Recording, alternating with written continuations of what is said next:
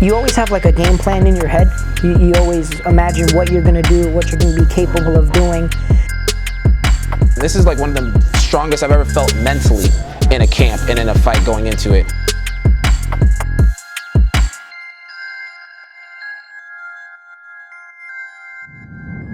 For the logo one, they took it off. I like the logo. Tough day today, not gonna lie. Worked a little bit of ground game. Felt a little unfamiliar with some of the stuff we were working. And then with the stand-up too, but again, it's best to get this uncomfortable feeling right now in the day that we're sparring. And at the end of the day, what I think about is I got high-level guys that I've been training with. I've been training with them for a long time.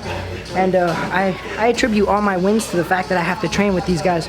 So I'm very accustomed to that feeling of just getting my ass kicked by them. And so, you know, keeping that in mind, it keeps me level-headed, and now it's just game planning and coming back in here again and seeing what I can do to then adapt to their style. So David and I met about 2.5 years ago, and when he came in, all he had was wrestling experience. And I noticed right away he was very athletic. You know, he learned very quickly. You know, fast forward 2.5 years later, David is 4-0 in Muay Thai, and he's getting ready to fight his first MMA fight. Really proud of him of how he's come such a long ways in such a very short time.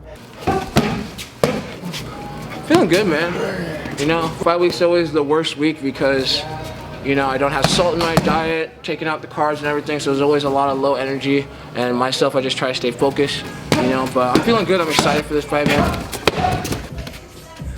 So Daniel and I have a long history. He's been coming in here since he was a very young kid. His brother actually started first, and Daniel used to stand on the side and watch us. And I remember even going up to him and go, "Hey, listen, you want to train?" He's like, "No, I don't want to train." But he watched us for a little bit of time, and then one day he decided to come in and train. You know, what I'm proud about Daniel is that, you know, he comes from a Kung Fu background. His dad is a Sifu as well, and they trained with his dad when they were younger. And you know how he learns and how he trains and his discipline, you know, that's what I'm proud of. Like, you know, when he is so dedicated when he gets in the fight camp. You know, he follows his training routine, he follows his dieting, and he's just he's ready for it. He prepares for it. You know, he's a fighter. You know.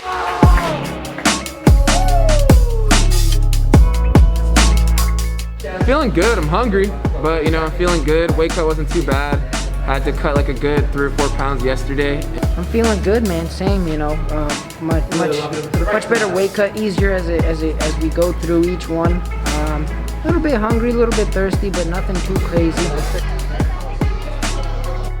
We drove over to Miami to the Goat Shed Academy, where again they did all of the weigh-ins. The doctors checked us as well. And so, you know, there's always that process where we have to wait for a bit. You know, after we weighed in, they allow us to hydrate, to eat up. And, you know, it was good to be over there, feel out the environment, and then do the face-offs. I'm feeling good, man. I'm excited. Ready to go, bro. On weight. I got my Pedialyte. What more could I ask for?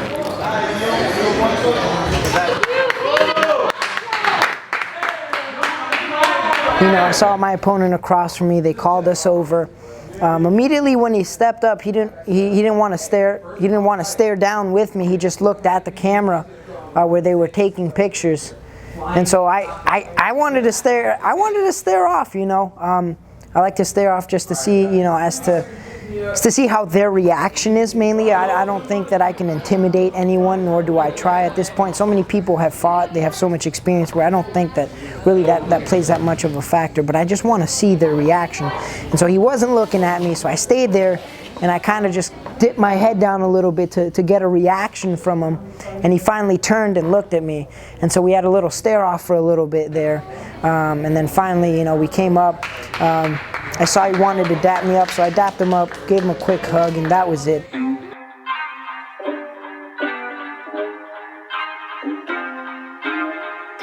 I don't really get nervous, you know. I think maybe like for a second, but once that fight kicks and the bell starts and they touch glove, you know, we as a coach, we have a job. Our job is to support our fighters. Our job is to be their eyes and ears outside the cage. And, you know, that's where a team, you know, happens, because, you know, we go in there as a team. You know, yes, he's inside the cage by himself, but you know, we have trained as a team for, you know, during fight camp. We go out there as a team, and when we're inside during those rounds, you know, we're a team. There's a lot of things I look forward to, but the biggest moment is just, you know, after that fight, that pure joy that I feel. You know, at the end of the day, this is like me doing what I love and me doing, you know, what makes me happy. So after I finish the fight, you see it in every single fight when I finish that fight, especially because I get my hand raised, but, you know, I have the biggest smile on my face because that's like the most joyful moment I can feel. This is what I like to do. This is what I have fun with, and so that's how I see it as, you know.